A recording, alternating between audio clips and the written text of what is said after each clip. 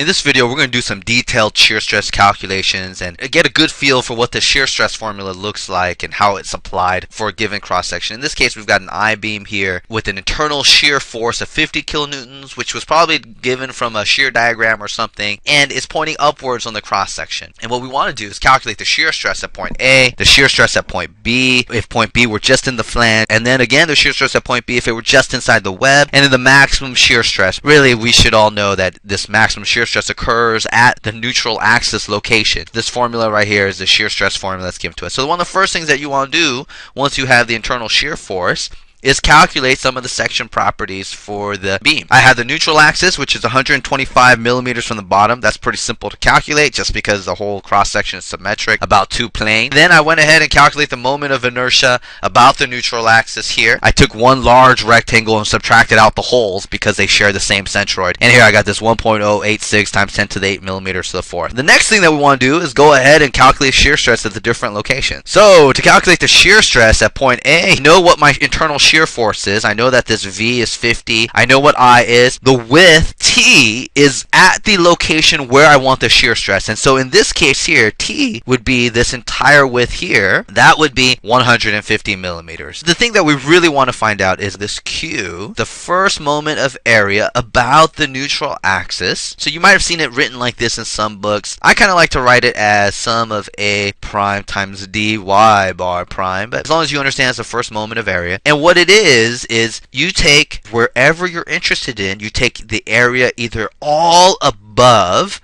or all below the location of interest. So in this case, I'm interested in point A.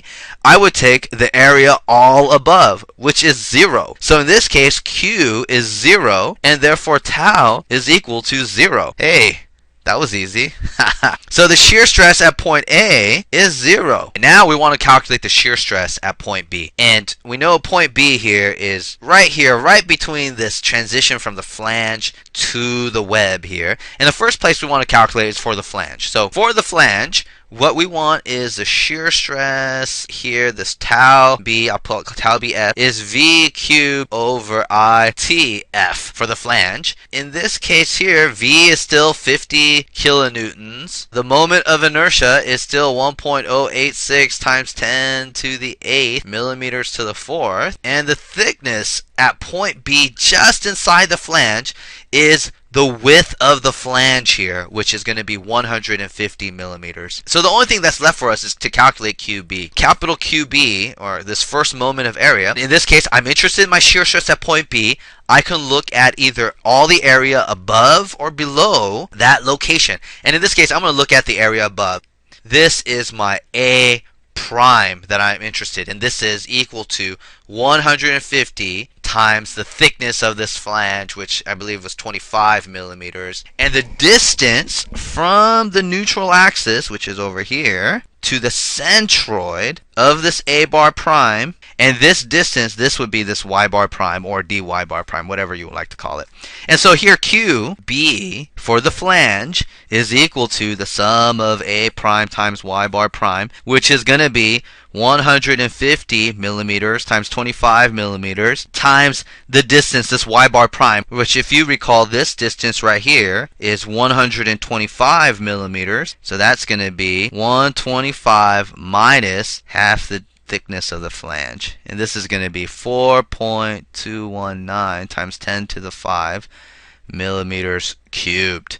And here all I gotta do is plug and chug into here, and when I calculate tau BF, I'm gonna get 1.29 megapascals. Now I can do the same thing for the web, and for the web, tau B, I'll call it tau BW. There's only one thing that changes. The shear force is the same. The first moment of area is also going to be the same because I'm still interested in point B, and I can take either the area above or below. The moment of inertia of the entire cross section doesn't change. And the only thing that changes here is that the thickness or the width at location B now is in the web, which is 20 millimeters. And when I run through the numbers here, I get 9.71 megapascal. Alright, so now we wanted to calculate the maximum shear stress in the cross section. And one of the things that we know from our basic understanding of mechanics, at the location of the neutral axis is where you have your maximum shear stress. So now we want to calculate the maximum shear stress, which occurs at the neutral axis. And here, nothing really changes other than the first moment of area. V, the internal shear force, is still still 50 kilonewtons. The moment of inertia for the entire cross section is not going to change. And in fact, the width here, the thickness, is going to be the width of the web, which is going to be 20 millimeters. The only thing that we need to calculate is this first moment of area. Q, being equal to the sum of A prime times Y bar prime, is either the first moment of area of the cross section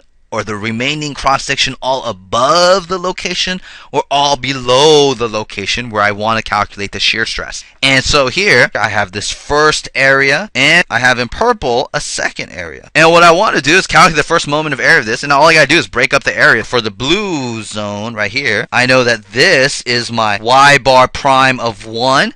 And then here, where my centroid of area 2 is, this distance would be Y bar prime of 2. This would be area 2. This would be area 1. Again, the first moment of area about the neutral axis is A1 times Y1 bar prime plus A2 times Y2 bar prime. And all these numbers are in millimeters, and so this comes out to be 5.219 times 10 to the 5 millimeters cubed. This tau max, if you plug and chug,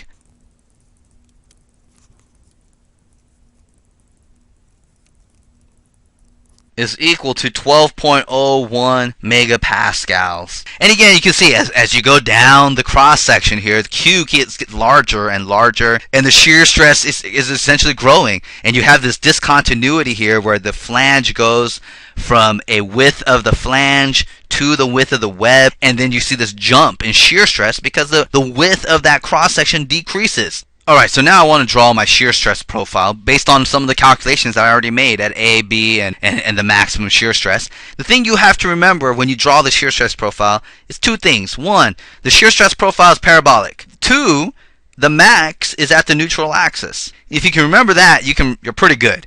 And so here, if I do this in red, at point A, I knew my shear stress is 0.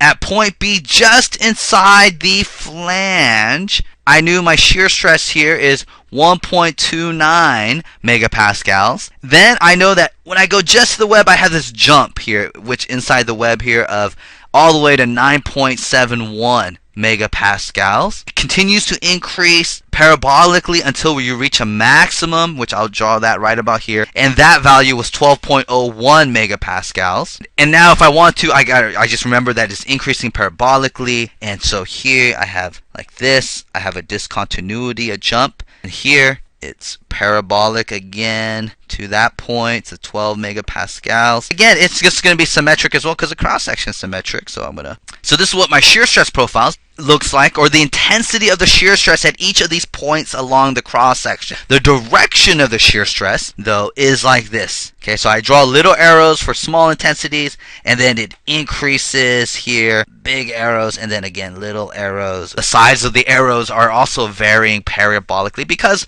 really what they do is they correspond to, this arrow corresponds to a specific value of the shear stress up to here. Alright, so hopefully that was helpful, and let me know if you have any questions. See ya.